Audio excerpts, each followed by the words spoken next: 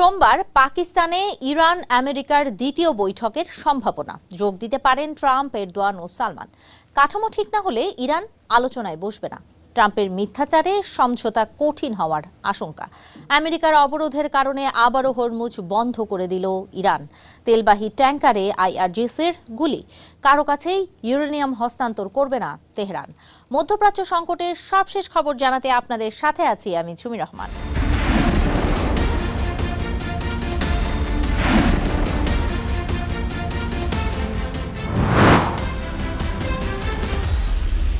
দ্বিতীয় দফায় যুদ্ধ বন্ধের আলোচনায় বসছে ইরান ও আমেরিকা।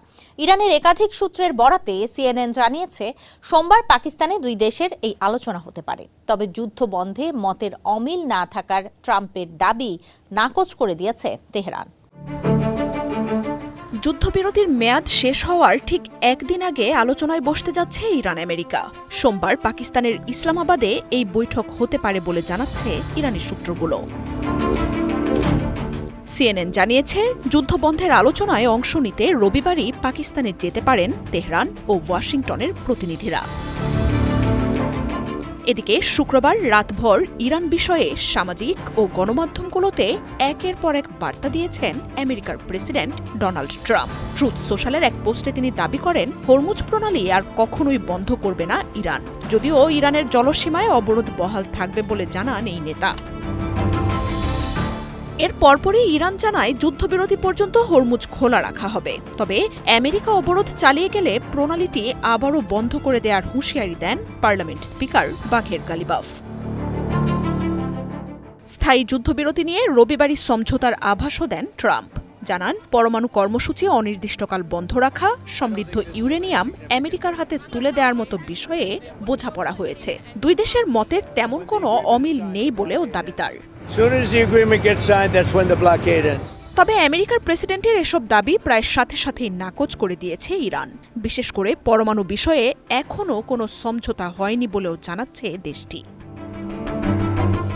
ইরান আমেরিকার স্থায়ী যুদ্ধবন্ধের জোরালো কূটনৈতিক প্রচেষ্টার মধ্যেই হরমুজ ও পরমাণু কর্মসূচির মতো বিষয়ে পাল্টাপাল্টে এসব দাবি ঘিরে ধোঁয়াশা বাড়ছে। মার্জিয়া উপমা, ওয়ান ইন্টারন্যাশনাল ডেস্ক। ইরানের উপ-পররাষ্ট্রমন্ত্রী সাইদ খাতিবজাদেহ বলেছেন, আলোচনার কাঠামোর বিষয়ে ঐক্যমতে পৌঁছানোর আগ পর্যন্ত আমেরিকার সাথে পরবর্তী বৈঠকের দিনক্ষণ করা সম্ভব না। এদিকে ইরানের সর্বোচ্চ ধর্মীয় নেতা মোজতবা খামেনি বলেছেন, তাদের নৌবাহিনী শত্রুদের পরাজিত করতে প্রস্তুত। শনিবার টেলিগ্রামে পোস্ট করা এক বার্তায় তিনি এমন দাবি করেন। ইরানের সর্বোচ্চ ধর্মীয় নেতা মোজতবা খামেনি বলেছেন, তাদের নৌবাহিনী শত্রুদের অর্থাৎ ইসরায়েল ও আমেরিকাকে পরাজিত করতে প্রস্তুত। রাষ্ট্রীয় টেলিভিশনে পাঠ করা এক বিবৃতিতে সংবাদ পাঠক খামেনিকে উদ্ধৃত করে বলেন, ইরানি সেনারা আমেরিকার অশুভ পরিকল্পনা, পাহলভি শাসনের অবশিষ্ট অংশ এবং বিচ্ছিন্নতাবাদীদের বিরুদ্ধে রুখে দাঁড়িয়েছে। যোগাযোগের অ্যাপ টেলিগ্রামে এই বার্তা দেন তিনি। ইসলামী সেনাবাহিনী এখন আগের মতোই সাহসিকতার সাথে মাতৃভূমি রক্ষা করছে। জনগণের সমর্থনে তারা অবিশ্বাসী ও অহংকারী শক্তির দুই বাহিনীকে বিশ্বের সামনে নতি স্বীকারে বাধ্য করেছে। আমাদের ড্রোন যেমন আমেরিকার এবং ইসরায়েলি অপরাধীদের ওপর বজ্রের মতো আঘাত হানে, তেমনি আমাদের সাহসী নৌবাহিনীও শত্রুদের নতুন পরাজয়ের তিক্ত স্বাদ দিতে প্রস্তুত। কূটনৈতিক আলোচনার ক্ষেত্রেও ইরান যে বিন্দুমাত্র নমনীয় নয় তা স্পষ্ট করেছেন উপপররাষ্ট্রমন্ত্রী সাইদ খাতিবজাদেহ। আমেরিকার সাথে নতুন করে আলোচনার সম্ভাবনা উড়িয়ে দিয়ে তিনি বলেন, একটি অভিন্ন ও যৌক্তিক কাঠামো বা ফ্রেমওয়ার্ক ছাড়া কোনো আলোচনার তারিখ নির্ধারণ করা অসম্ভব। খাতিবজাদের স্পষ্ট বার্তা, আন্তর্জাতিক আইনের আওতায় নিজেদের অধিকার বিসর্জন দিয়ে ইরান কোনো চুক্তিতে মাথা নোয়াবে না। যতক্ষণ না আমরা একটি নির্দিষ্ট কাঠামোর বিষয় একমত হচ্ছে, ততক্ষণ আলোচনার তারিখ নির্ধারণ করা সম্ভব নয়। আমরা বেশ উল্লেখযোগ্য অগ্রগতি অর্জন করেছিলাম, কিন্তু অপর পক্ষের বিভিন্ন ধরনের অপচেষ্টা আমাদের চুক্তিকে পৌঁছাতে বাধা দিয়েছে। আমি স্পষ্ট করে বলতে চাই, ইরান আন্তর্জাতিক আইনের বাইরে গিয়ে কোনো পদক্ষেপ মেনে নেবে না। এই উত্তপ্ত পরিস্থিতির মাঝেই আমেরিকার সেন্ট্রাল কমান্ড সেন্টকম জানিয়েছে তারা ইরানের বন্দর এবং উপকূলীয় এলাকায় তাদের ঘোষিত সামুদ্রিক অবরোধ কার্যকর অব্যাহত রেখেছে। আরব সাগরে টহলরত আমেরিকার যুদ্ধজাহাজ ইউএসএস ক্যানবেরা এ পর্যন্ত 23টি বাণিজ্যিক জাহাজকে আমেরিকার আদেশ মেনে উল্টো পথে ফিরে যেতে বাধ্য করেছে বলে সামাজিক মাধ্যম এক্সে এক পোস্টে দাবি করেছে তারা। Azimur Rashid Kanak, one international desk.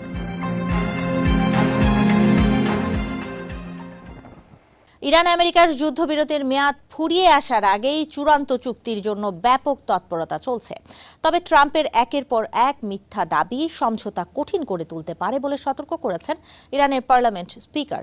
অন্যদিকে বেশ কিছু গণমাধ্যম বলছে যুদ্ধ বন্ধের চুক্তির সাক্ষী হতে পাকিস্তান সফরে যেতে পারেন আমেরিকা, তুর্কি, কাতার ও সৌদি আরবের মতো দেশগুলোর নেতারা। ইরান যুদ্ধ বন্ধে আলোচনা ও সমঝোতার ব্যাপক তৎপরতা চলছে। মধ্যপ্রাচ্যের দেশগুলোতে পাকিস্তানি প্রধানমন্ত্রী, সেনাপ্রধানের সফর সেই ঘটনারই ইঙ্গিত দেয়। একই সময়ে হরমুজ খুলে দেয়া আর ট্রাম্পের আসন্ন সংবাদ সম্মেলনের মতো ঘোষণায় সেই তৎপরতা স্পষ্ট। সোমবার ইসলামাবাদে ইরান আমেরিকার দ্বিতীয় দফার আলোচনার কথা জানাচ্ছে সিএনএন। তবে প্রথম দফার মতোই জেডি ভ্যান্স ও বাগের গালিবাফরাই প্রতিনিধি হিসেবে থাকবেন কিনা এসব নিয়ে স্পষ্ট কোনো তথ্য আসেনি। ইসলামাবাদেও তেমন কোনো প্রস্তুতি দেখা যাচ্ছে না বলে জানাচ্ছে গণমাধ্যমগুলো।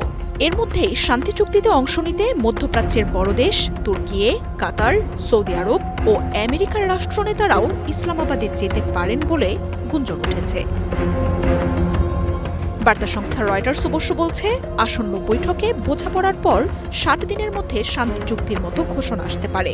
ইরান নিয়ে সুখবরের কথা জানিয়েছেন প্রেসিডেন্ট ট্রাম্পও। শনিবার সংবাদ সম্মেলনের ঘোষণা দিয়েছেন এই নেতা। জানিয়েছেন চলমান যুদ্ধবিরতির মেয়াদ আর নাও বাড়তে পারে।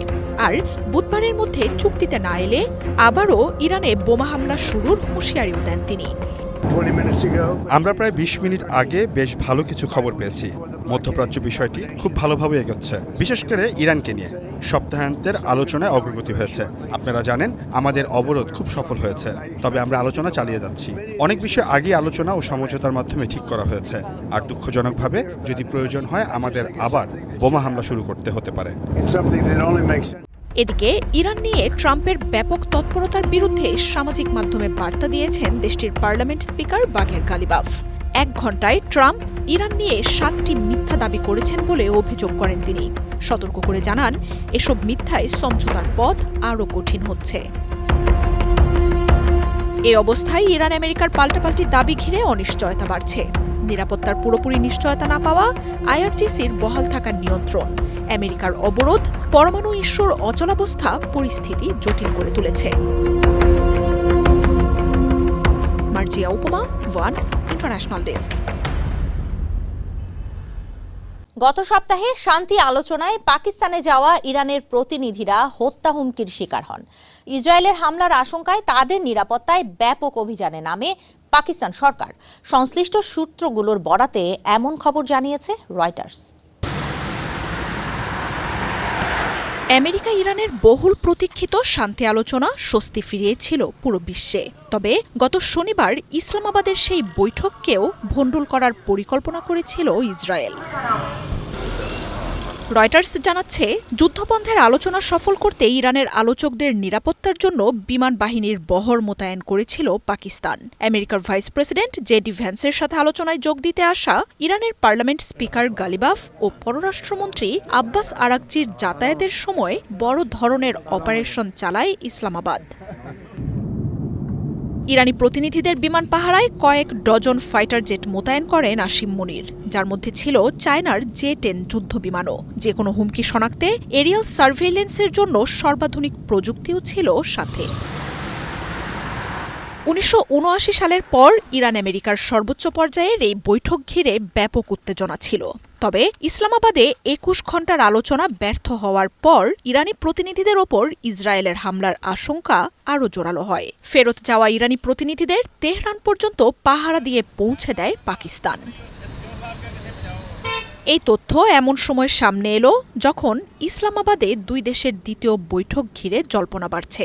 পাকিস্তানি সূত্রগুলো জানিয়েছে বৈঠক চূড়ান্ত হলে আবারও একই ধরনের নিরাপত্তা ব্যবস্থা গ্রহণ করা হবে।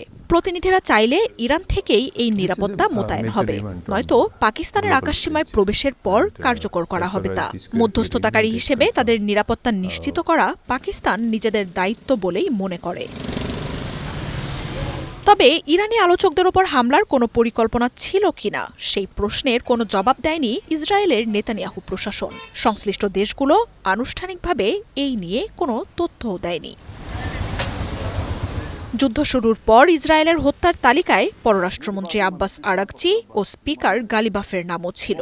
তবে পাকিস্তানের চাপে ওয়াশিংটন ইসরায়েলকে এসব নাম বাদ দিতে বাধ্য করে, যদিও নেতানিয়াহু তখন বলেছিলেন সন্ত্রাসী দেশের কোনো নেতার জীবনের নিশ্চয়তা তিনি দেবেন না।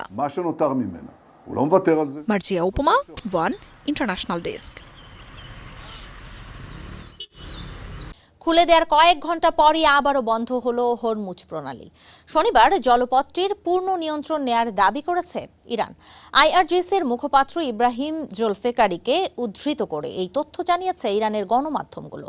তিনি অভিযোগ করেছেন ইরানের বন্দরগুলো অবরোধ করে আমেরিকার সাগরে দস্যুতা করছে। পাল্টা পদক্ষেপ হিসেবে হরমুজ বন্ধ করে দেওয়া হয়েছে বলে জানিয়েছেন আইআরজিসির মুখপাত্র।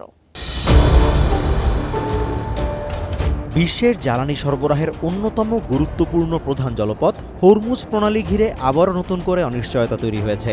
শনিবার ইরানের রেভলিউশনারি গার্ড কর্পস আইআরজিসি এর খাতাম আল আনবিয়া হেডকোয়ার্টারের মুখপাত্র ইব্রাহিম জুলফিকারি এক বিস্ফোরক বিবৃতিতে জানিয়েছেন প্রণালীর নিয়ন্ত্রণ ব্যবস্থা আগের কঠোর অবস্থায় ফিরিয়ে নেওয়া হয়েছে। আইআরজিসির মুখপাত্রের অভিযোগ, আন্তর্জাতিক চুক্তির প্রতি সম্মান জানিয়ে তেহরান গত কয়েকদিন কিছু জাহাজ চলাচলের অনুমতি দিলেও আমেরিকা তাদের পুরনো অভ্যাস মতো সমুদ্রপথের দস্যুতা এবং অর্থনৈতিক অবরোধ অব্যাহত রেখেছে।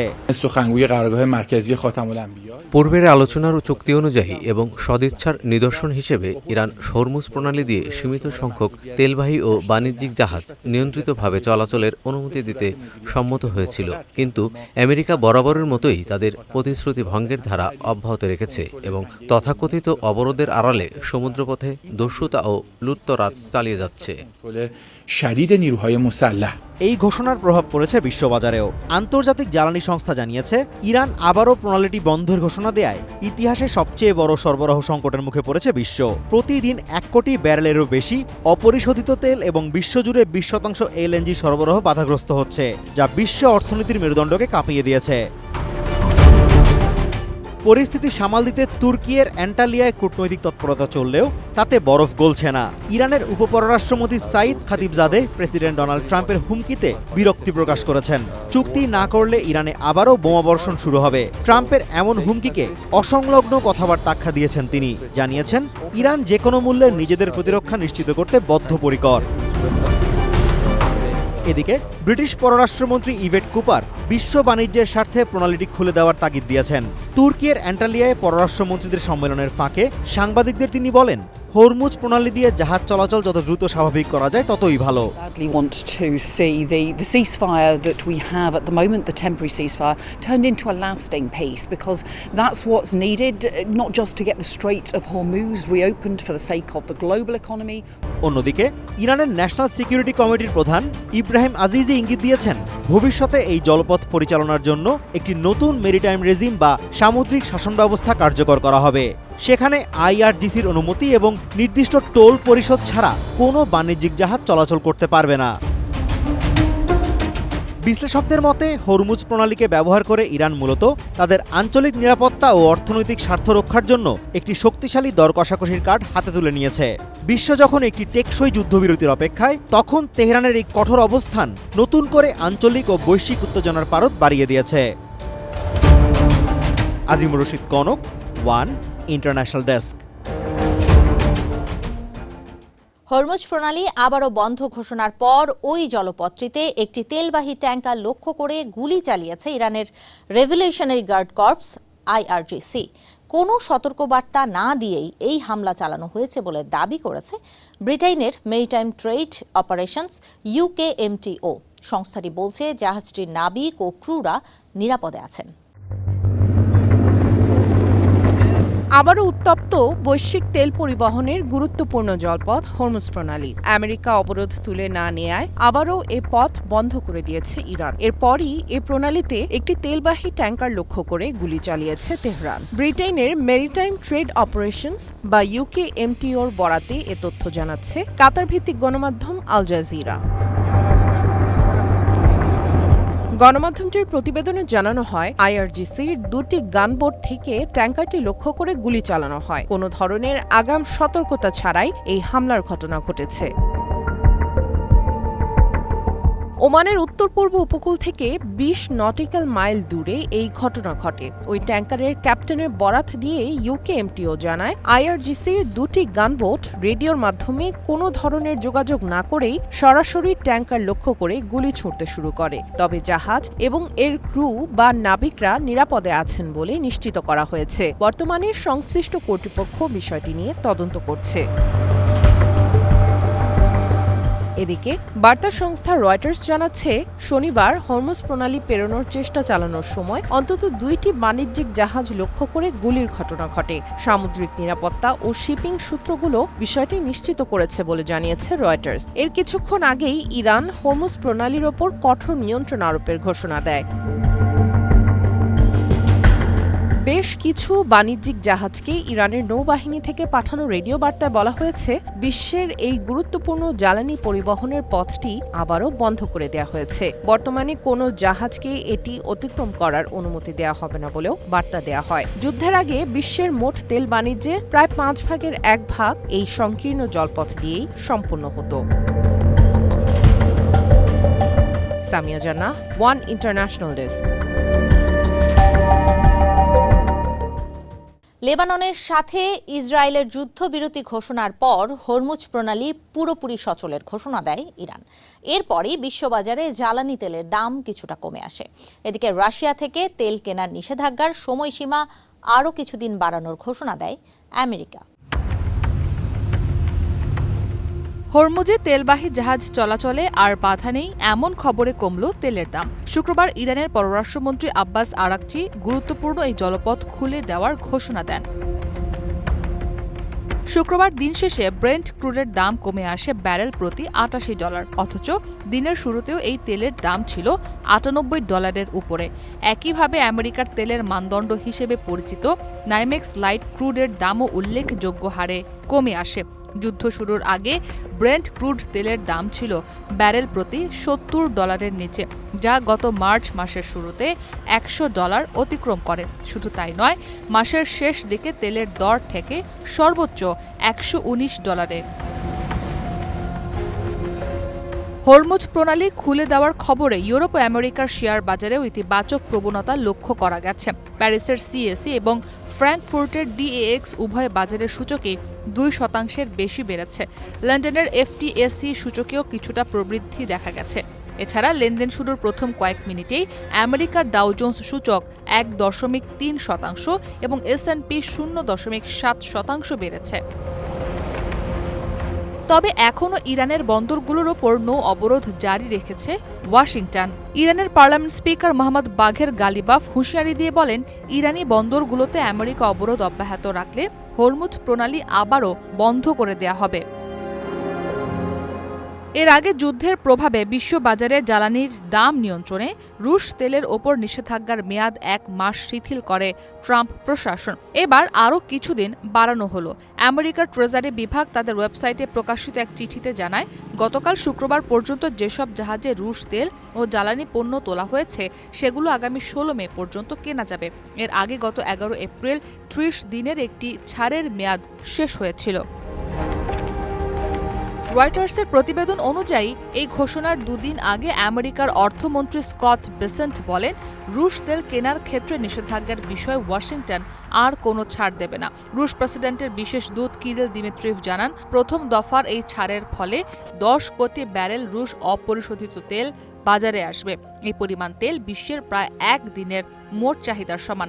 নিষেধাজ্ঞা সাময়িকভাবে শিথিল করার এই সিদ্ধান্ত বিশ্ববাজারে তেলের সরবরাহ কিছুটা বাড়াতে পারে। তবে হরমুজ প্রণালী নিয়ে অচলাবস্থা পুরোপুরি না কাটায় জ্বালানি তেলের দাম খুব বেশি কমেনি। ইসরাত মুক্তি, ওয়ান ইন্টারন্যাশনাল ডেস্ক।